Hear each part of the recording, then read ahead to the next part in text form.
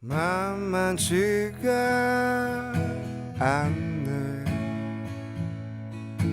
서울 생활이란 게 이래 벌어갖고 언제 집을 사나 답답한 마음에 한숨만 나오네. 아, 이런 노래가 있었어요? 이게 장미하고 아닌가요 지금? 오, 이런 노래가 있었군요.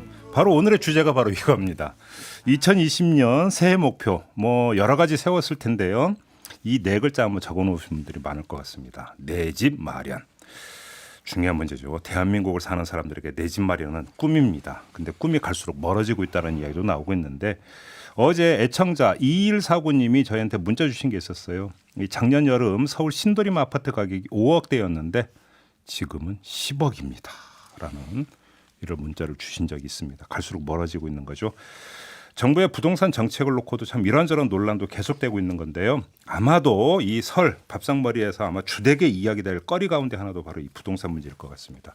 그래서 저희가 이 설 특집으로 부동산 문제에 대해서 한번 허심탄회하게 이야기를 나눠보는 시간을 준비를 했습니다. 자, 이 이야기 함께해 주실 세 분 스튜디오로 모셨는데요. 한 분 한 분 소개를 해드리도록 하겠습니다. 아마 우리 애청자 여러분도 이 낯익은 분이실 것 같은데요. 부동산 시장을 아주 오랫동안 연구하면서 각종 부동산 이슈를 아주 쉽게 풀어주시는 전문가이십니다.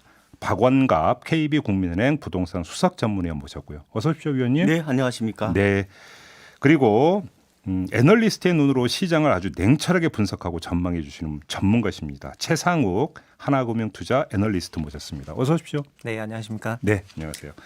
자, 그리고 마지막으로 MBC 보도국 경제부에서 각종 경제 이슈를 취재해 오신 분인데 내 집 마련과 관련해서 할 말이 참 많다고 해서 네, 안녕하세요. 김재경입니다. 네, 저희가 특별히 모신 김재경 기자 모셨습니다. 세 분 새해 복 많이 받으시고요. 네, 새해 복 많이 받으세요. 설 연휴에 이렇게 나오셔서 특별히 감사의 말씀 좀 드리겠습니다.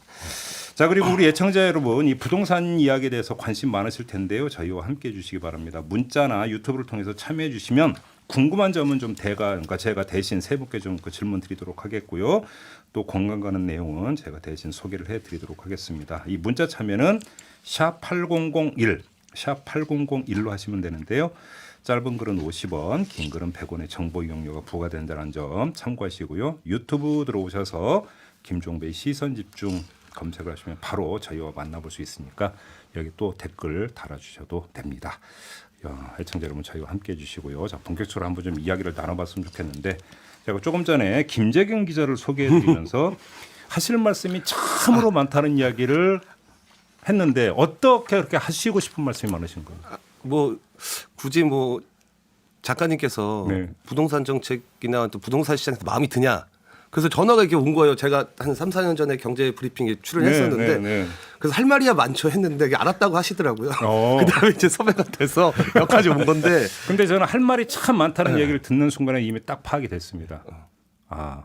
아직 집 못 사셨죠? 예, 맞아요. 딱 여기서부터 시작이 됐는데 그거죠. 예, 맞아요. 근데 사실 제가 이제 올해 나이가 40이니까 지금 이제 또 애가 초등학생 들어가고 이제 제가 내 집 마련에 대한 게 이제 확 와닿더라고요. 예전에는 이제 그렇지.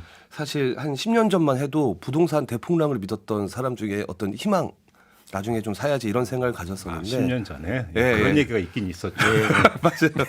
그런데 지금은 사실 고민이 없다고 보는 게 맞는 표현일 것 같아요. 왜냐하면 고민을 안 하기로 했으니 포기했다. 이제 암담하고 이제 이 어두컴컴한 현실을 인지를 하고 나는 다음 기회를 노리겠다는 게 제 솔직한 심정이에요. 그러니까 지금 분석해서 지금이 타이밍이냐. 네, 그다음에 네. 집값이 내려갈 거냐 아무리 분석해봤자 그렇죠. 내가 답이 안 감당할 나오는 수준을 넘어서 버렸다. 그렇죠. 왜냐하면 지금 뭐 10억 되는 집이 저한테는 사실 굉장히 올라가기 힘든 게 현실이고 예전에 제가 사실 2013년, 2012년에 그때가 이제 부동산 바닥 찍었을 때예요. 근데 그때 사실 집을 살려고 알아봤었어요. 그때 한 6억 정도 되는 집을 알아봤었는데 제가 부동산에다가 6억 1천만 원을 걸어놓고 기다리고 있었어요. 근데 6억 1천만 원이 안 되고 6억 2천에서 끝났고 그 집이 지금 16억을 하고 있어요. 그래서 제가 진짜 싫어? 네, 실화로. 그래서 제가 근데 그때 사실 6억 1천만 원도 저한테는 굉장히 제가 그때 전세를 3억짜리 전세 살고 있었는데 네. 3억을 대출 받아야 되는 상황이었던 거죠. 근데 아. 지금 생각해 보면 3억을 그때 이제 다른 제가 경제부에 있었으니 또 이제 뭐 박원감 위원님 같은 분들하고 이제 상의를 좀 하면서 했는데 박원감- 3억은 좀 셌었어요. 박원과 위원님만 만났어도 얘기가 달라지는. 아니 그때 많이 만났죠. 뵀어요. 아니, 저는 아, 무리하지 만났어요? 말라고. 아 근데 그때 좀 아니, 하지 제가 왜 무리하지 그러셨어요? 말라고 그랬어요. 맞아요. 근데 그게 아, 사실 무리하지 말라고 하셨다고요? 지금 그렇지. 16억이래잖아요. 16. 아니 그때 3억은 큰 돈이었어요. 맞아요. 엄청 큰 돈. 그때가 금리가 한 4% 네. 뭐 이 정도까지 올라갔었으니 그래서 뭐 그런 거랑 경험을 하면서 많은 고민도 하고 네. 할 말도 좀 있고 뭐 그렇습니다. 박원과 위원님이 받아주셔야 될 것 같은데 책임감 안 느끼십니까? 당시 지나고 보면은 이제 뭐 그럴 죄송합니다. 수는 있는데 너무 자기 자신을 미워하지 마시고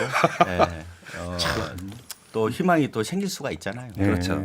예. 이게 참 네. 웃으면서 할 얘기가 진짜 절대 아닌데. 그래서 아까 설이 되면은 뭐 부동산 얘기가 주요한 어떤 얘기거리가 될 거라고 하셨는데 네. 오히려 요번에 아 그런 느낌 좋죠. 아 지금 오히려 얘기하면 안 돼요. 안 할 수도 있겠다. 속 터지고 요번에 답답하고. 아, 그럴 수도 요번에 이하감이라 우리가 오히려 이런 말싸움 될 가능성도 있어요. 그래서 요번에 올해는 냉철한 진단이십니다. 올해는 네. 오히려 네.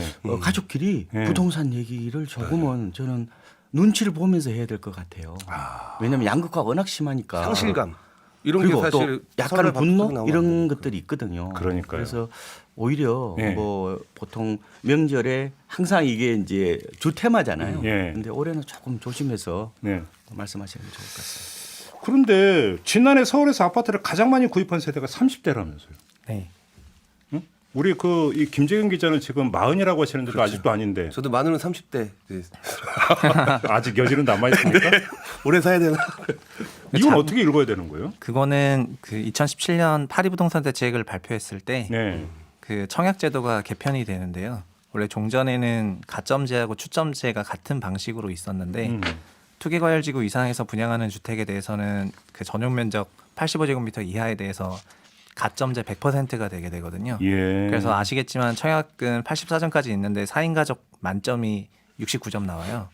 그래서 2017년 8월부터 한 2년 반 동안 지금까지 당첨된 걸 보면은 무주택 기간 20년이 넘으시는 분들이 대부분 1순위로 당첨이 되셨는데요. 네. 그러다 보니까 주택 가격은 오를 것 같은데 3040들이 좀 집을 사고 싶은데 청약이란 기회는 좀 박탈이 되고 그리고 17년 파리 대책 이후에 대출 규제가 LTV 40으로 투기과열지구에서는 강화가 되게 되는데 예. 대출 끼고 집을 살려고 하니까 아까도 말씀하셨지만 14년에는 그 당시에는 대출이 70%까지 나왔거든요. 그래서 무리하면은 살 수도 있었는데 그 이후로는 대출도 못 받고 청약도 안 되고 네. 그러니까 작년 같은 경우에 이제 3040 세대들이 그 1주택 갭 투자라고 해가지고 갭 투자. 전세 끼고 집을 매입하는 형태로 뭐 이제 자기 가용 범위 안에서 최대한 좋게 생각하는 그런 지역들에 대해서 갭 투자를 이제 적극적으로 진행했고 이게 작년 하반기부터 가격 상승 원인이 되기도 했습니다. 그러니까요. 근데 지금 그 데이터를 보면 좀 서울 도심 집값 상승률이 세계 1위인 게 맞아요? 그거는 아니라는 쪽으로 아니고? 보시면 될 것 같아요. 이게 잘못된 통계예요, 그러면? 예. 그래서 지금 국토교통부에서도 여기에 대해서 해명 자료를 냈습니다. 네. 국가도시통계 비교 사이트라고 할 수 있는 넘베오에서 서울 도심 집값이 한 3년 동안 44%가 올라서 글로벌 도시 가운데 1위였다 이렇게 네. 얘기를 했는데 예. 지금 국가 승인 통계가 한국감정원이거든요. 여기에서 보니까 서울이 3년 동안 11% 정도 올랐다. 네. 강남 4개구 해봐야 한 14% 정도 올라서 44%와는 다르다. 이게 지금 공식 해명입니다. 근데 네. 저도 어느 정도 맞을 수 있을 것 같아요. 왜냐하면은 이 넘베오라는 게 이 개인이 그 입력을 할 수 있도록 그렇게 되어 있어요. 이게 이제 어떤 인덱스 어떤 그런 통계 공식적인 인덱스 개념보다는 예. 그 지역에 사는 사람들이 이렇게 여러 가지 물가 이런 것을 이렇게 입력할 수 있어서 네. 다소 주관적인 해석이 반영될 수 있다. 이게 이제 맞는 것 같고요. 네. 저희들 국민은행 시세를 보더라도 서울이 아마 3년 동안 한 23% 정도 그리고 강남구가 한 27% 정도 올랐기 때문에 44%는 조금은 과한 게 있다. 다만 이제 개인 입장에서는 그래도 많이 올랐죠. 아, 우리 그렇죠. 세계 1등이고 아니고는 둘째 네. 문제고 많이 오른 건 사실이죠. 그게 이제 왜 그런 거냐면은 이게 이제 가격 절대적으로 이제 오른 게 왜냐면 지표는 이제 퍼센트지로 이렇게 발표를 하잖아요. 근데 개인은 이제 가격으로 받아들이는 거죠. 아하, 똑같이 뭐 2% 오른다 하더라도 예. 그렇죠. 이게 5억대하고 10억대하고 다르니까요. 그렇죠. 그러다 보니까 이제 많은 그런 안타까운 얘기들이 그러니까 나오는 사실 거죠. 제 이 기사는 기자로서 한마디를 해야 될 것 같아요. 예. 왜냐하면 이 기사는 사실 기자가 이걸 썼다면 그 기자의 상당한 실력 아니면 어떤 가치관을 의심해봐야 되는 기사거든요. 기자의 소양과 자질에 문제가 있다. 네, 왜냐하면 이 넘베오라는 사이트가 거기에 들어가서 자기가 여기 사는데 자기 집이 얼마다라고 그냥 쓰는 거는 말이에요. 우리 동네 콜라는 얼마고 햄버거는 얼마고 뭐 예를 들면 마사지 값은 얼마 여행자들 뭐 하면은 근데 이거는 거기에 집값도 쓴단 말이에요. 그러니까 여기서 보면 도심이냐 비도심에 대한 구분도 없고 어허. 그리고 상위 20% 하위 25%를 자른 다음에 중위 50% 평균을 내는 건데 여기선 공식적인 통계를 전혀 쓰질 않아요. 그래서 저도 이거를 좀 유심히 봤어요. 그런데 이게 평당 5,800만 원인데 딱 우리는 강남 3구를 했던 것 같아요. 그래서 17억이 딱 맞더라고요. 근데 외국은 어떻게 했냐? 근데 그 논리가 여기 전혀 없다는 거죠. 제가 만약에 이런 기사를 써가지고 그 데스크나 부장하고 상의를 했으면 이 기사는 못 나갑니다. 어허. 이건 100% 제가 장담할 수 있어요. 그러면 이제 회사에서 저는 얘는 확인도 안 하고 팩트도 신경 안 쓰는 그냥 짜깁기 하는 기자 이렇게 이제 평가가 받는 거고. 네. 그래서 뒤통수에 뭐가 와서 꽂히는 거죠. 그렇죠. 그러니까 이게 사실 정상적인 루트나 어떤 생각의 그 과정에 의한 기사라면 이런 기사 나오면 안 돼요. 그러니까 이거는 명백한 가짜 뉴스라고 봐도 뭐 그렇게. 근데 아마 평가할 이 수 있는- 기사가 나온 게 예. 그만큼 상승이 체감되니까 그렇죠. 이런 기사를 낸 것 같고요. 한국은행이 연 단위로 그 가계 자산 통계를 발표를 하는데 그걸 보면은 주택의 전체 우리나라에 있는 2천만 채 전체 시가총액이 나오거든요. 네. 그래서 주식처럼 시장 가격 전체를 다 더한 그 규모를 알 수가 있는데 2018년도에는 전년비 약 700조 원 정도 올라서 4,700조 원 정도 주택 시가총액이 됐거든요. 그리고 그 한 개 연도에 700조 원 올라갔던 게 가장 높았던 상승이어가지고 네. 2018년의 상승과 그리고 작년 하반기에도 이제 한 자릿수 상승이 있었기 때문에 그런 거 고려해서 이런 게 충분히 나올 만하지 않았나. 알겠습니다. 정리를 하면 서울 도심 집값 상승률이 세계 1위다. 이거는 그냥 치우고 네. 이거 객관적 그렇죠. 통계라고는 도저히 봐줄 수 없고 네. 그럼에도 불구하고 체감 상승률이 높은 건 부인할 수 없는 사실이고 그건 맞죠. 그렇죠. 저도 동감합니다. 우리는 그럼 여기서부터 얘기를 시작해야 될 것 같은데 유튜브로 남미숙님이 그래서 그러니까 그 댓글 남겨주시기를 집값이 왜 오르는지 도저히 이해가 안 가요라고 지금 남겨주셨으니까 이해가 가게 설명을 해주셔야 될 거 아닙니까? 네? 어떤 분이 좀 먼저 그 말문을 열어주시겠어요? 박원갑 위원님.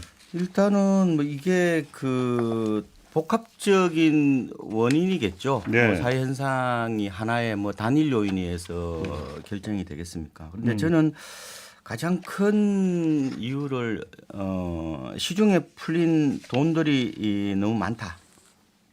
갈 데가 없다 뭐 이런 네, 게. 그러니까 초저금리를 우리가 지금 당군 이래 처음으로 지금 맡고 있는 거잖아요. 그렇죠. 그래서 예. 부동자금이 뭐 1,100조라고 얘기도 하고. 사실상 제로금리다 뭐 이런 얘기거든요. 그렇죠. 그리고 이제 M2라고 그래가지고 광의통화 혹은 총유동성이라고 얘기합니다. 뭐 현금, 요구불예금, 2년 이하의 뭐 저축성 자금을 다 합친 거죠. 언제든지 깨서 시장에 진입할 수 있는 돈의 총액이라고 보면 되는데 네.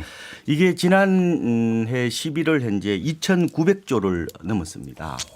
그래서 2,900 전년 11월에 네. 비해서 한 7.7% 정도 늘어났는데 과연 이 부동산 문제를 어떻게 볼 수 있을 거냐? 뭐 정책의 문제도 볼 수 있을 거고 뭐 여러 가지 그런 뭐 갭 투자 여러 가지 이유가 있는데 네. 이 본질적인 문제는 이 과잉 유동성과 저금리라고 저는 보고 싶은 거예요. 네, 이걸 일단은 먼저 얘기를 하고 나서 네. 구체적으로 여러 가지를 좀 얘기를 했으면 좋을 것 같습니다. 그러면 지금 그 박원갑 위원님의 그 과잉 유동성이 이제 첫째 원인이라고 한다면, 그러니까 나중에 이제 저희가 다시 한번 짚기는 하겠지만 12.16 같은 정부의 그 부동산 대책에서 경우 대출을 확 옥죄해 버리는 것, 방향은 틀리지 않았다고도 볼 수 있는 거 아닌가요? 그러면 그래서 대출 규제를 풀면 오히려 유동성이 더 커지는 거니까.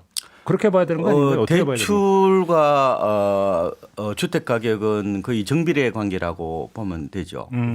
그래서 요번도 보면은 대출 특히 이제 투기 과열지구에서 무주택자도 뭐 9억 원이 넘는 거를 사면은 1년 안에 입주해라. 네. 그리고 집이 한 채 있는 사람은 1년 안에 종전집을 팔아라. 뭐 그리고 또 입주해라. 뭐 그런 뿐만 아니라 뭐 15억이 넘으면은 아예 아파트값이 15억이 넘으면은 대출이 안 된다. 네. 이런 것들은 어떻게 보면은 수요를 특히 이제 투기적 수요를 차단하는 가장 강력한 수단이라고 봐요. 대출 규제가. 예, 그래서 단기적인 효과로서는 이 대출 규제만큼 효과가 큰 게 없거든요. 그래서 세상- 이번에 네. 아마 그 카드를 12, 16대 썼고 특히 이제 강남 네. 그리고 마용성 요새 얘기하잖아요. 예. 마포 용산 뭐 성동구라든지 여의도 목동 예. 그다음에 분당 판교 요 일대에 고가 주택과 초고가 주택을 겨냥한 일종의 충격요법이라고 보면 되고요. 그래서 아마 이번 주에 강남권 아파트값이 하락세로 접어든 것도 네. 그 12, 16 대책의 어떤 효과라고 보면 되겠죠. 뭐 2억이 뭐 순식간에 떨어졌지 이런 뉴스도 접한보였는데 최상욱 애널리스트도 같은 견해세요? 어떻게 보세요? 아까 유튜브 통해서 들어온 질문이 주택 가격이 왜 오른지 이해가 안 가요. 뒤에 물음표가 달려 있어가지고 네. 저희한테 가르쳐 주려는 그런 질문이었거든요. 아, 이해가 안 왜 가요. 이게 이해가 안 아니고 가세요? 이해가 안 가요? 약간 이렇게 아, 그렇게 물어본 읽으셨어요? 거죠. 네. 아, 이거 진행자 그만 둬야 되나? 그런데 네. 그거에 대해서 일단 제가 네. 갖고 있는 생각은 네. 그 주택에 아까 말씀하신 것처럼 대출이라든가 전세 제도는 그 구매력이랑 연결이 되는 거거든요. 예. 그래서 대출을 완화해 주거나 전세를 끼고 우리나라는 전세가 또 역시 레버리지의 원천이기 때문에 네. 이런 것들을 잘 활용할 수 있는 환경이 되면은 구매력이 올라가는 건데요. 음. 2010년대 초반은 말씀하셨지만 저희가 뭐 하우스펀이 뭐니 해가지고 주택 가격이 장기 침체되거나 일본식 장기 침체론도 있었고 맞아요. 그런 거를 이제 여러 가지 몇 번의 정책을 통해서 사람들한테 부동산 가격이 장기 상승한다는 확신을 정부가 몇 년 동안 지속적으로 줬었는데요.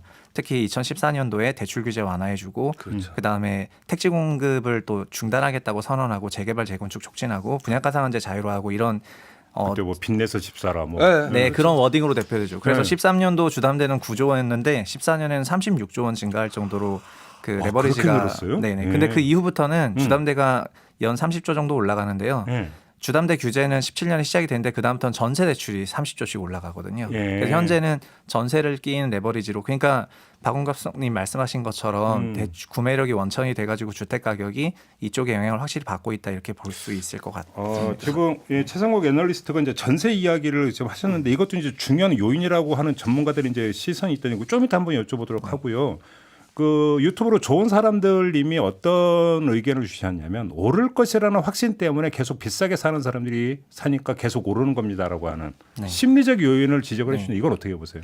그 오를 거라는 확신 저는 공감하는 게요. 네. 지금 뭐 제 주변을 보더라도 아니면 여러 가지 분위기를 보더라도 오를 거라는 생각을 하시는 분은 확실히 많았던 것 같고요. 네. 그리고 아까 처음 질문 중에 작년에 30, 40대가 많이 샀다 했는데 특히 30, 40이 뭐 여러 가지 정부의 부동산 안정화 정책이 좀 통할 거라고 생각을 했었다가 이제 여기 계시잖아요. 네, 그랬다가 작년 같은 경우에는 뭐 소위 백정책이 약간 잘 안 먹히는 것 같다 이런 생각으로 전환을 하면서 이제 작년에 뒤늦게 그 매수에 참가하신 분들이 많아지다 보니까 네. 이제 계속 점점 그 고점을 찍으면서 올라갔던 것 같다고 보고 우리 있어요. 김재경 기자에게 마이크를 드려야 될 것 같은데 김재경 기자는 오를 거다는 확신이 아니라 폭락할 거라는 확신을 갖고 안 샀다는. 그건 아니에요. 그때 제가 지금 아니에요? 봤던 이유도 아까 박원갑 위원님이나 최상욱 위원님이 했던 거는 저도 유동성이 많이 워낙 이제 커졌기 때문에 네. 그때 제가 금융 출입 기자를 해서 부동산도 보고 이렇게 했을 때가 가계부채가 1,000조가 넘었을 때거든요. 그래서 그때 금융 기자들이 리포트 많이 했죠. 아, 왜냐하면 맞아요. 기억나요. 900조, 950조, 1,000조 막 카운트다운을 했었는데 네네네. 근데 그때 보면 사실 그 돈이 이제 한국은행도 출입하면 고민은 그 돈을 풀어가지고 산업이나 이런 뭐 스타트업 기업이라든지 우리 먹거리 미래 먹거리 쪽으로 흘러가야 되는데 그 상황이 너무 안 좋아요. 그래서 저는 그 돈이 다 부동산 시장에 갔다고 생각을 해요. 그러니까 다는 아니지만. 네. 근데 그 이유는 뭐 전문가분들께서 훨씬 잘 아시겠지만 저도 그때 부동산 투자를 하려고 했던 거고 그러면 이게 가장 안정적인 투자가 지금 이 불확실성의 시대, 이 리스크 시대에 가장 안정적인 투자 자산이 뭐냐. 근데 그 아무리 생각해봐도 부동산밖에 없는 거죠. 우리나라는 역사가 증명해주는 부동산 불패를 증명을 그렇죠. 해주는 거니. 그렇죠. 그래서 이제 그렇게 갔다고 생각을 하고 저도 그 당시에 집값은 오를 것이라는 생각을 했어요. 이렇게까지 오를 줄 그렇지. 몰랐던 거죠. 오를 줄 알았는데 이 그렇죠. 정도까지는 오를 예. 줄은 그래서 예상이 안 됐죠. 저는 3억 원이 제가 커버할 수 있는 대출의 한계점이라고 봤고 그 이상 올라갔을 때는 한 7, 8억 했을 땐 친구들이 한 4억이나 5억 정도를 들여서 사는 문제가 있었고 그렇죠. 결국 예, 지금 세 분 말씀을 듣다 보니까 이제 저희가 2부를 마무리해야 되는 시점이 됐기 때문에 일단 중간 정리를 한다면 결국은 유동성이라고 하는 것들 과잉 유동성, 그죠? 그러니까 시중에 넘쳐나는 돈 이것들에 대해서 사실은 적절한 타이밍에 그 잡았어야 되는데 오히려 빚내서 집 사라고 했던 이것이 하나의 어떤 중요한 불을 질렀던 어떤 요인이었다. 일단 이렇게 봐야 되는 겁니까? 위원님께서 말씀을 열어준 거 좀 마무리 좀 해주시죠. 그렇죠. 결국은 유동성에 의한 지금 시장의 과열이라고 보고요. 네. 그 가운데 이번이 마지막은 아닐 거다. 그런 조바심, 불안감.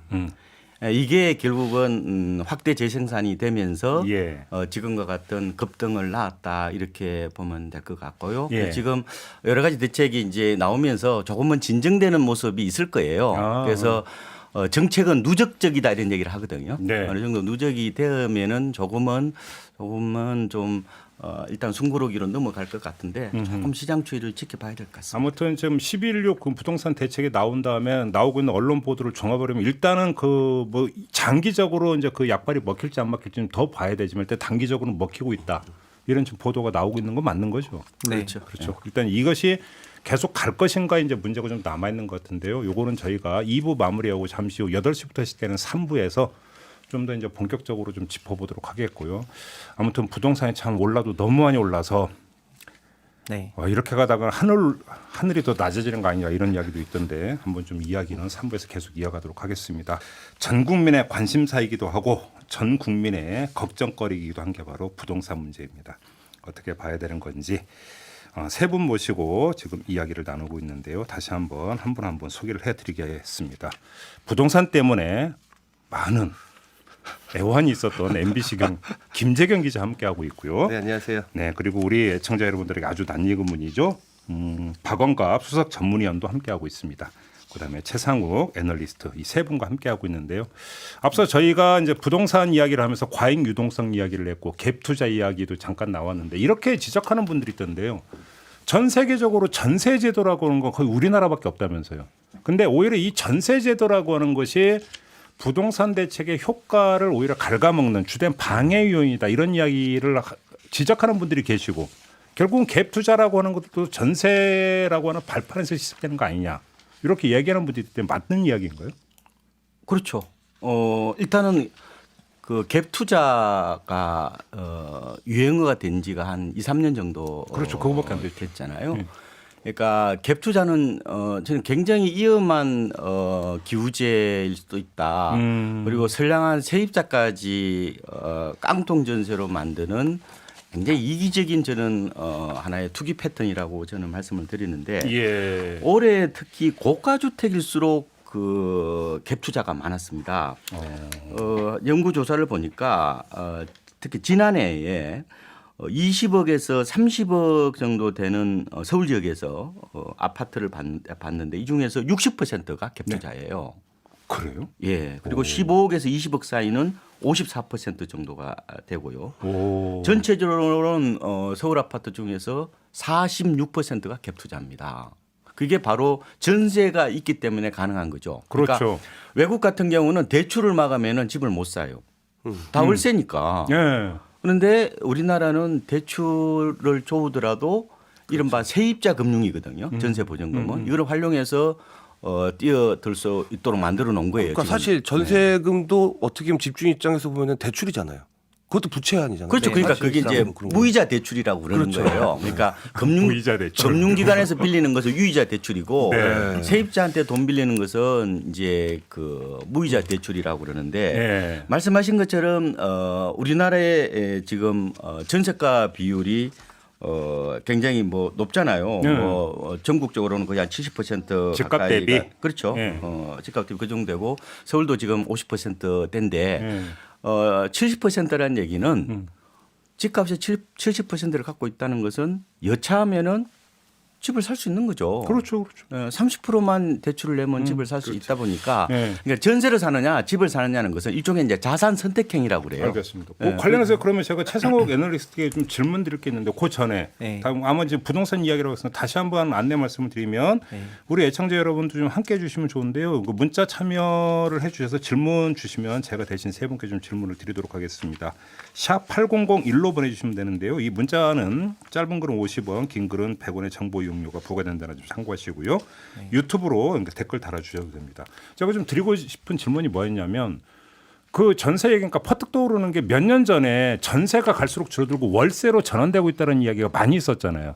네. 이러다가 이제 결국은 전세라고 하는 게 없어지는 거 아니냐라고는 섣부른 전망까지 있었는데 나왔었죠. 그 얘기 싹 들어가 버렸잖아요. 그럼 이게 갭 투자 때문에 다시 이게 그 현상이 역전이 됐다고 봐야 되는 거예요? 어떻게 봐야 되는 거예요? 네, 전세 공급이 늘어나는 거죠. 일단은 그러니까. 그리고 그 부분 약간 명확히 할 게 있는 것 같은데요. 네. 저희가 부동산이 뭐 유동성이 여러 가지 이유로 완만히 상승하는 거는 맞지만 최근에 이런 지금 방송하는 이유도 지난 2년 동안의 급격한 상승이 부담이고 체감이라는 걸 그렇죠. 느꼈기 때문에 저희가 방송한다고 생각을 하고 있는 거고 예, 예. 그리고 그 원인이 뭔가를 분석해 보니까 지금 국토부가 일관적인 메시지를 던지고 있는데 보증금을 승계해서 주택을 매수하는 갭 투자 비중이 높았을 때 주택 가격 상승이 높게 나타나더라. 아. 이게 지금 결국 지난 2년 반 동안 자금 조달계에서 분석한 그 주된 골자이거든요. 네. 그리고 박원갑 수석님이 말씀하셨던 서울시의 뭐 초고가 주택 그런 주택조차도 갭 투자 비중이 60%가 넘었다는 거이고요. 예. 그리고 초고가뿐만 아니라 지방에서 분양하고 있는 미분양 주택이라든가 아니면은 뭐 3억 원 이하 주택에 대해서도 갭 투자 비중이 높게 나오는 지역이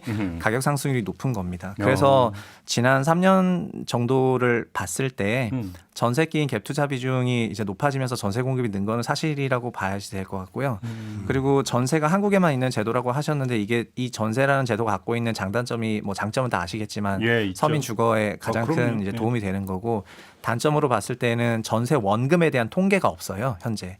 아예 없어요. 네네. 전세 원금이 그러니까 전세 대출 총계는 금융권을 통해서 대출이 일어나기 때문에 네. 이게 작년 4월에 104조 정도 되고, 그러니까 작년 처음으로 100조를 넘었고요. 예. 연말 기준으로는 아마 120조 정도 됐을 것 같은데 전세 원금은 뭐 추정하는 사람마다 다르지만은 저는 400조로 추정을 하고 있고요. 오. 그리고 뭐 누구는 뭐 500조나 700조로 추정하기도 하거든요. 예. 이게 그러니까 자본으로 잠겨 있다가 전세 대출이라는 형태로 금융기관을 통해 가지고 은행을 통해서 이제 레버리지로 전환되면서 부동산 시장으로 흘러갔던 게 작년 흐름인 것 같고요. 그래서 가계 대출이 그래서 저희가 가계 총신용 뭐 1,600조다가 아니고 전세까지 더하면은 2,000조 넘어가는 거이죠. 그렇네요. 예. 그러니까 지금 유튜브로 서상현님이 방 3개는 은행 거, 화장실만 내 거.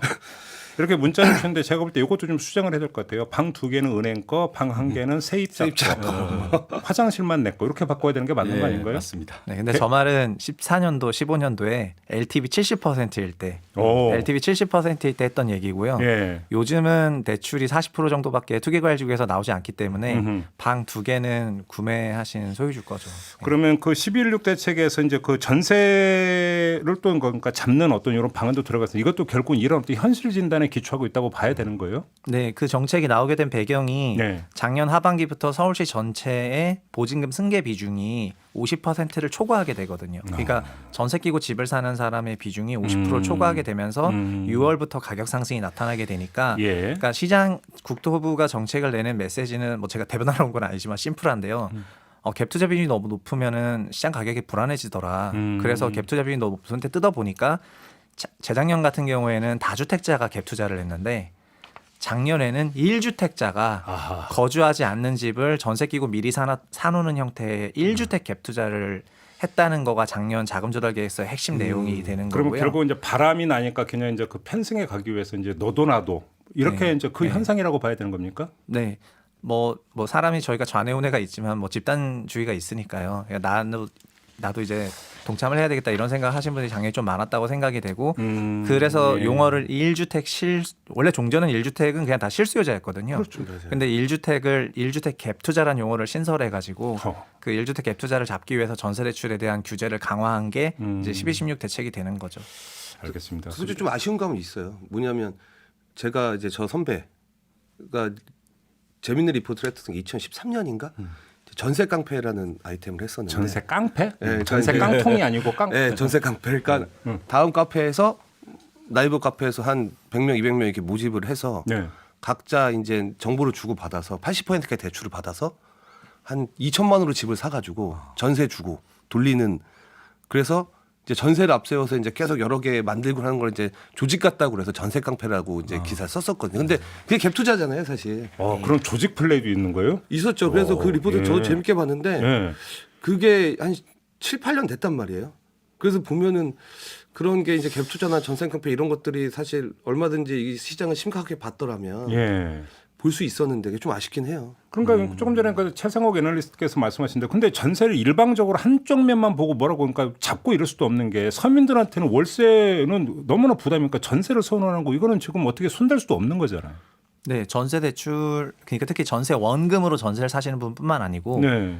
대출을 받아서 전세금을 마련하시는 분들도 계신 거지 않습니까? 그러니까요. 예. 그래서 전세 대출은 작년과 재작년에 연평균 뭐 은행의 대출 성장률을 거의 다 책임질 정도로 전세 상품이 이제 굉장히 활성화되었고요. 그래서 전세는 지금 굉장히 잘 이용이 되고 있습니다. 다만 그 전세를 활용한 1주택 갭 투자자들이 그 시장의 투기적인 형태로 주택 가격을 매수하면서 주택 가격 상승률을 너무 과도하게 그 올려놨다고 봤기 때문에 네. 9억 원을 초과하는 그 고가 주택에 대해서 이렇게 갭 투자를 하지 못하도록 정책을 낸 거죠. 이건 어떻게 보세요? 지금 유튜브로 켈리 씨님이 지금 의견도 주셨는데 공급이 늘어나면 집값이 잡힌다고 하는데 우리나라 현 시장이 공급이 늘어난다고 잡히는 구조는 아니라고 생각합니다라는 의견을 주셨는데 박원갑 위원님 어떻게 생각하세요? 이 부분은 약간 논란이 있어요. 그런데 이른바 투기적 수요가 몰리는 그 시장을 이제 자산 시장이라고 얘기를 해요. 에셋 마켓이라고 얘기하는데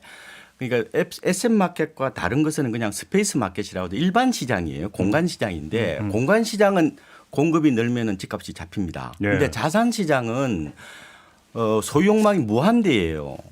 그래서 그 시장의 자산 성격이 강했을 때는 공급만으로 단기적으로 집값이 안 잡혀요. 그래서 이때는 이제 두 가지 동시 처방이 돼야 되는 거예요. 이제 공급에 대한 신호도 보내야 되고 또 수요도 이제 합리적으로 조절하는 그게 필요한 거죠. 지금 네. 강남이 아마 대표적으로 그렇다고 보면 돼요. 만약에 재건축을 풀었다. 예. 그러면은 순정이라고 그래요.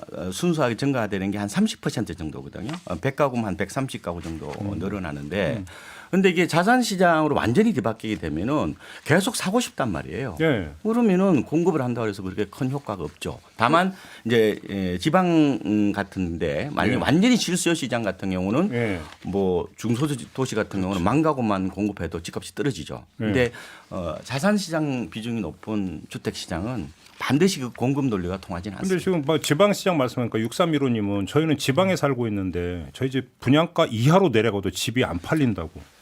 이게 또 이제 양극 현상이 나타나고 있는 건데 아무튼 그러니까 공급을 확대해야 된다는 주장으로 다시 돌아가면 지금 계속 얘기했던 갭 투자라고 하는 것은 결국은 실수요는 아닌 거잖아요. 네. 그러니까 오히려 이제 갭 투자 이런 거 그러니까 확대된 공급 물량이 그쪽으로 흡수돼 버리면 별로 의미 없다 이렇게 상식적으로 생각을 하면. 네, 그거는 이미 숫자로도 나오고요. 네. 근데 그러니까 투자자들이 집을 갭 투자로 사게 되면은 그 저희가 주택의 소유율과 점유율을 구분해서 얘기하고 있는데 소유율은 단순히 갖고 있는 비중이고 네. 점유율은 소유자가 그 집에 사는 거를 점유했다고 하거든요. 예. 그런데 점유율이 늘지 않는다는 거는 이제 투자 목적으로 주택을 소유하시는 분들이 많아졌다는 거를 의미하고 있기 때문에 네. 이 소유 점유 문제는 있는 거고요. 그리고 공급 얘기를 하셨는데 공급은 두 가지를 말씀을 드리고 싶은 게 첫 번째는 주택의 공급과 토지의 공급은 완전 다른 얘기가 되는 거거든요. 그렇죠. 네, 그렇죠. 저희가 네. 부동산이라고 하는 거는 결국 토지 위에 건축물이 들어가 있는 건데요. 저희가 주택도 뭐 심지어 최근에 뭐 강남 평당 1억 원 막 이런 초고가 주택조차도 땅값이 90%가 넘거든요.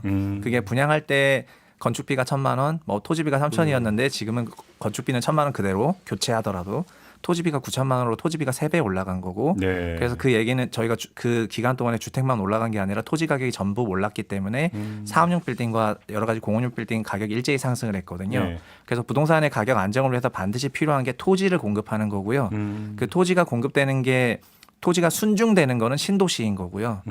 그리고 주거용 그렇죠, 토지가 공급되는 거는 주거용으로 용도가 변환되는 걸 말하는 그렇죠, 거거든요. 그렇죠. 예. 지금 서울시 기준으로는 만약에 뭐 종로구나 아니면 광진구 쪽에 있는 예를 들면 KT 사옥이 있는데 그 KT 사옥을 전화국부 지었는데 개발해가지고 주상복합이나 주거용으로 1,000세대를 지었다. 그러면은 1,000세대의 주거용 토지가 순공급되는 효과가 존재하게 되는 거고요. 그렇죠. 예. 그리고 경기도에 신도시를 짓게 되면은 토지 자체가 순공급 되는 겁니다. 저희가 주택 가격 통계가 있었던 모든 기간 통틀어서 이런 토지의 순공급이 있었던 기간이 모두 기억하시는 노태우 정부의 주택 200만 호 정책이고요. 일산 뭐 분당 이런 80년대에 삼저와 88 올림픽 전후로 주택 가격 상승률이 두 자릿수로 지속해 왔었는데요. 네. 93, 4, 5년에 주택 가격을 마이너스로 만들었던 게 토지의 순공급이었던 겁니다.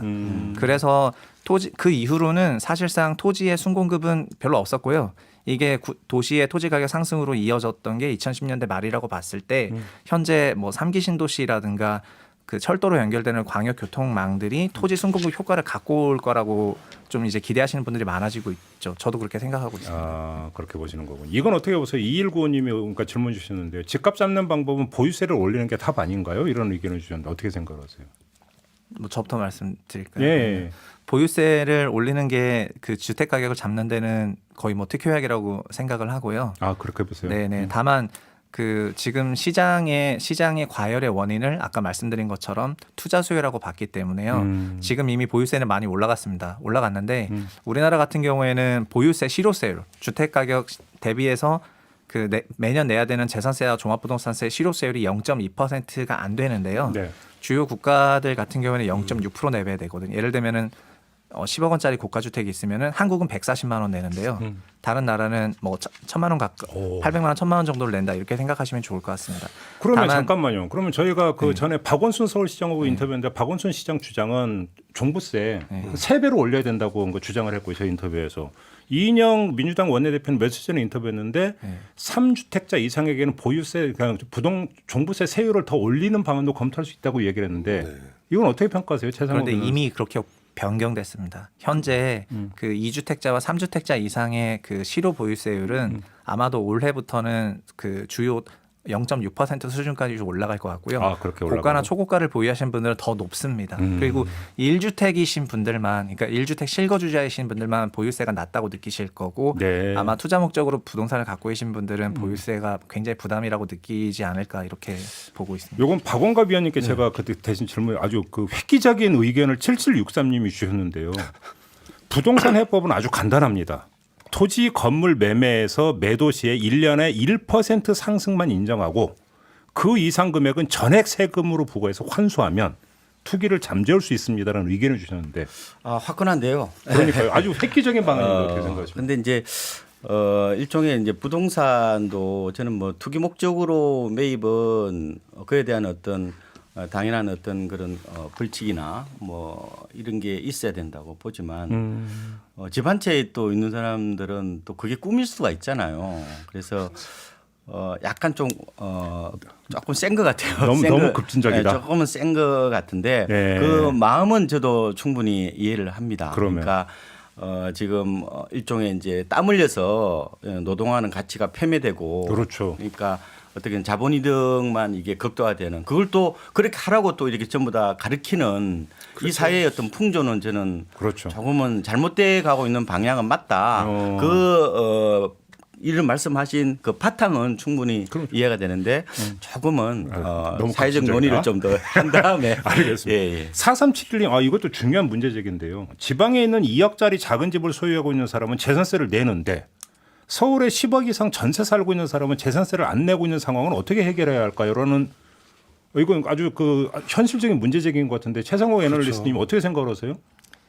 저런 문제 제기하시는 분들을 저도 좀 많이 봤고 네. 그리고 고가 전세에 대해서도 이제 소위 고가 전세 관련해서 어떤 규제를 신설하자 이런 주장도 많이 보긴 했는데요. 네. 그 제가 결정할 그런 문제는 아니라고 생각합니다. 다만 고가 전세 사시는 분들도 주거비를 이미 그 금융 비용이나 다른 형태로 이미 내고 있기 때문에 네. 그래서 실질적으로 저 정책이 그러니까 정책을 내는 이유가 단순히 그 부자들이 뭐 이렇게 하고 있으니까 그게 마음에 안 든다 이런 게 네. 아니고 네. 저런 정책을 내서 이게 좀 좋은 방향으로 바뀔 수 있다고 한다면은 도입해 볼 만하다고 생각하는데 그거에 대해서는 좀 보수적으로 보고 있어요. 아직 그 전세살이 하고 있는 김태경 기자는 어떻게 생각하시나요? 이거를 바꾸려면 어떻게 해야 되는 건가? 그러니까 사실 정치적인 어떤 그 협의도 필요하고 네. 법도 뜯어 고치도 이런 거 아니에요? 그리고 좀 합의도 거쳐야 되는데 사실 그게 쉽지가 않은 것 같아요. 근데 이게 대해서 저도 이제 많은 질문을 받은 적이 있어요. 그런데 전세 사시는 분들은 그 금액만큼 이자를 내고 있는 거거든요. 그렇죠. 그렇죠. 그리고 소득이 발생하지 않잖아요. 그렇죠. 그래서 재산세에 대해서 좀 알겠습니다. 매기는 거는 좀 문제가 있는데 다만 이게 고가 전세는 그게 이제 돈이 자기 돈이 아니라 부모 돈일 수도 있죠. 그렇죠, 그래서 이제 그래서 옛날에 증여세에 대한 어떤 그런 근데 규제 사실 이런 게 뭐 있어요. 제가 조사가 있었죠. 반전세를 살다가 이제 전세로 바꿨는데 예. 여러 가지 고민을 하는데 그때가 월 50 반전세 해서 이제 했는데 상암동으로 이제 이사를 왔어요. 근데 교통비를 아끼고 걷는 시간 뭐 1시간 걸리는 걸 10분으로 줄이면 예. 오히려 그 50만 원 이제 1억 5천을 대출을 받아서 왔는데 저는 전세 대출을 받았거든요. 그런데 그게 한 오히려 그거보다 월세를 내는 것보다는 이게 낫겠다. 그래서 이제 저는 사실 근데 아까 했던 10억 이상 전세 살고 있는 사람, 네. 뭐 5억짜리 전세 사는 사람한테 세금을 부과하면 저는 받을 수는 있어요. 왜냐하면 이게 아까 뭐 최 의원님 말씀하셨지만 이게 그 집을 보유한 사람이 세금을 많이 낸다면 당연히 전세 사는 사람도 세금을 많이 내야 되는 거 아닐까요? 자기도 그 돈이 자기 재산이라면. 그 저는 이게 이제 공평성의 문제인 것 같아요. 아니 근데 이미 전세 보증금은 은행에다 맡겨놓으면 이자가 나오지만 이걸 이제 전세 보증금으로 내면 이자를 안 받는 거니까. 그렇죠. 이미 그러니까 이게 약간 이중과세 그런 논란이 있어요. 근데 저 그런 생각도 예, 있어요. 예. 그래서 전세를 받아서 갭 투자라는 사람은 그 제가 이제 전세금이 5억이라고 따지면 3%만 1년에 1,500씩 버는 거 아니에요. 그 사람은 집주인은. 근데 그거에 대한 세금도 안 내잖아요. 그러니까 이제 이게 문제가 근데 이제 전세에 세금을 매기는 거 안 매기는 이게 그러니까 문제는 투기용 전세냐 아니냐 그렇죠. 이걸 또 구분하기 너무 힘든 문제가 있는 네. 이제 근데 또 거의 이제 그 막바지로 가고 있는데 이걸 안 여쭤볼 수가 없습니다. 세 분께 한번 좀 고르게 한번 발언 기회를 드리면서 평가를 듣고 싶은데 정부의 부동산 대책이 있지 않습니까? 12.16 대책 점수를 매긴다면 몇 점 주시겠습니까? 김재경 기자님 몇 점 주시겠어요? 세입자 입장에서 저는 사실 12.16 대책을 한 일주일 전에 제대로 공부를 했던 것 같아요. 오. 이제 팀을 금융에서 이제 올리고 왜냐면 제가 이제 포기했다고 했잖아요. 아까 이제 집 사는 생각을. 네. 그러면서 정말 정부의 부동산 정책과는 멀어지는 거죠. 부동산 시장과 전 멀어지고 있으니. 근데 저는 한 80점 줘요. 왜냐하면 12.16 대책에 이게 갑자기 약간 통쾌함, 이제 무주택자로서 통쾌함이 있어요. 통쾌함이 있고 그 20점을 깎은 이유는 어쨌든 결과론적으로 지금 정부의 부동산 정책은 성공했다고 볼 수는 없는 거잖아요. 그렇죠. 왜냐하면 우리 이제 이런 거는 결과로 평가하는 거니까. 집값이 계속 오르는 건 엄연한 사실이니까. 네, 그래서 80점 줄 수도 있고 70점 뭐 그 정도인데 뭔가 아쉽기도 하지만 무주택자로서는 보유세 늘리고 갭 투자 제한하고 이런 것들에 좀 통쾌함이 있는 그런 정책이 아니었나. 주택자로서 최상욱 애널리스트는 어떻게 몇 점 주시겠습니까? 저도 70점 정도 주고 싶은데요. 그래요? 네, 그런데 12.16 대책은 그 9억 초과 부동산 보유하고 있는 사람의 갭 투자 중단 정책이 주된 골자인데 1주택 갭 투자자를 규제하면서 동시에 약간 보완을 한다면 1주택 실수요자는 더 좀 배려를 해줘야 되지 않나 이런 생각이 있거든요. 그래서 현재 서울이라는 지역이라든가 경기도 주요 지역 또 지방도 마찬가지인데 권역의 대상으로 막 일제히 대출 규제를 건다거나 또 이 12.16이 나왔던 근본적인 원인이 3040 세대들이 청약 시장에서 완전 도태된 거 이게 제일 큰 문제라고 보고 있거든요. 네네. 그래서 청약 가점제와 추첨대의 적당한 다시 비율 원복과 그리고 9억 원 이하 부동산에 대한 대출 규제 완화라든가 이런 부분까지 같이 나와서 9억 초과 부동산에 대해서 전세 낀 갭 투자를 중단하겠다는 이런 정책이었다면 거의 90점 이상 줄 수 있을 것 같고요. 네, 그렇게 생각하고 아무튼 있습니다. 근데 두 분이 70점, 80점 줬다는 데는 이번에 12.16 대책이 상당히 어떤 약발이 먹힐 거다라고 하는 전망도 거기에는 포함이 되어 있는 거라고 뭔가 이해를 해야 되는 거죠? 네, 작년 하반기 말씀드렸던 것처럼 그 투자 매매 패턴을 거의 저격하는 형태의 정책이기 때문에. 마지막으로 박원갑 위원님 몇 점 주시겠어요? 저도 비슷하게 뭐 최 의원 말씀하고 동감하고 있는데 네. 가장 이제 그 주안점이 저는 갭 투자 부분에 대해서 정조준을 했다는 거예요. 어떻게 보면 1주택자들은 선량할 수가 있거든요. 그런데 이게 이제 집값이 계속해서 오르면은 나도 이제 막차를 타야 되겠다는 그런 조바심과 불안감 그게 하나의 이제 집단 군중 심리가 되어서 결국 과열을 낳는 어떤 측면이 있다. 네. 그래서 그런 고리는 좀 끊었다는 측면에서는 뭐 바람직하다 이렇게 볼 수 있는데 다만 이제 공급에 대한 얘기들이 그게 사실상 제가 그 공급 늘린다고 강남은 집값이 안 잡힐 수 있다 이런 말씀을 드렸는데 그래도 이게 불안 심리예요 실체보다는. 네. 그래서 이 부분에 대해서 조금은 정확한 좀 신호를 좀 보내야 된다. 그리고 좀 계속해서 좀 보내서 네. 특히 무주택자들이 나 기다리면은 나도 집을 싸게 장만할 수 있다는 그런 신호를 좀 보내야 되고 네. 그게 믿음이 되도록 했다면은 그게 앞으로 이제 가야 될 과제겠죠. 네, 좀 알겠습니다. 더 시장 안정에 도움이 되겠다 이렇게 보고 있습니다. 이제 마지막에 한 시간이 1분 정도 남았기 때문에 세 분 모두에게 답변 기회는 안 드릴 것 같고요. 그냥 제가 그냥 진행자의 마지막 권을 박원갑 위원님에게 마지막으로 가장 무서운 질문 드리고 끝내겠습니다. 유튜브로 김영표님이 보내주신 질문인데요. 간단하게 집을 사야 돼요, 안 사야 돼요라는 질문 주셨습니다. 답변 주십시오. 이거 며느리도 모르는 거 아니에요? 아 이렇게 피해 가시면 안 되는데. 돗자리를 한 5년 전쯤에 박원갑 이렇게 의원한테 많이 말씀드릴게요. 여쭤봤던 건데. 제가 그렇죠. 이렇게 의원님 집 사야 됩니까 지금? 자 이렇게 정리해 드릴게요. 네. 그러니까 일단은 청약 통장이 오래됐어요. 그리고 이제 부양가족이 많아요. 가점이 많아. 네. 이런 분들은 당연히 분양가 상한제 아파트가 이제 5월 이후에 나오니까 그쪽으로 올베팅 하셔야 되죠. 그런데 이제 어정쩡한 분들이 계세요. 네. 저 같은 그러면은 사람? 아니지 가점이 뭐 높잖아요. 마음 비우셨다며. 청약 통장을 갖고 있습니다. 아 그래요? 그러면은 이게 거시 지표를 보지 말고 우리 동네를 보는 거예요. 그냥 그래서 말 요새- 그대로 실거주 목적으로 그렇죠. 다른 거 보지 말고. 요새 그 실거래가가 다 뜹니다. 네, 뭐 네. 감정원 가시든 아니면 포털 사이트를 가시든 그래서 대체 수도권은 2012년 4분기가 저점이에요. 네. 이때부터 2배 이상 오른 곳은 조금 조심하셔야 돼요. 아. 2배가 안 됐다면은 네. 좀 더 보시고 저는 접근하셔도 되는데 요새는 워낙 이게 또 담합이 많아요. 그렇죠. 그래서 이런 부분은 사전에 주변 중개업소도 확인하시고 좀 꼼꼼히 해야 지금은 살아남을 수 있는 그런 상황이다 이렇게 말씀을 드리고 싶습니다. 알겠습니다. 이제 마무리를 해야 될 것 같은데요. 지금까지 박원갑 KB국민은행 부동산 수석 전문위원 그리고 최상욱 하나금융투자 애널리스트 그리고 MBC 보도국의 김재경 기자 이 세 분과 함께 부동산 이야기를 좀 나눠봤는데요. 대한민국의 최고의 애환거리가 두 가지가 있다고 그러죠. 교육 문제하고 부동산 문제. 근데 막간에 김재경 기자가 이 둘 중에 하나만 잡혀도 만사가 풀린다는 명언을 남겨주셨는데 좀 잡히기를 바라면서 설 특집 토크를 마무리하도록 하겠습니다. 세 분 고맙습니다. 네, 새해 복 많이 고맙습니다. 받으시고요. 새해 복 많이 받으십시오. 새해 복 네. 많이 받으십시오. 이슈의 핵심을 꿰뚫는 예리한 시선, 믿고 듣는 진품 시사, 김종배 시선 집중.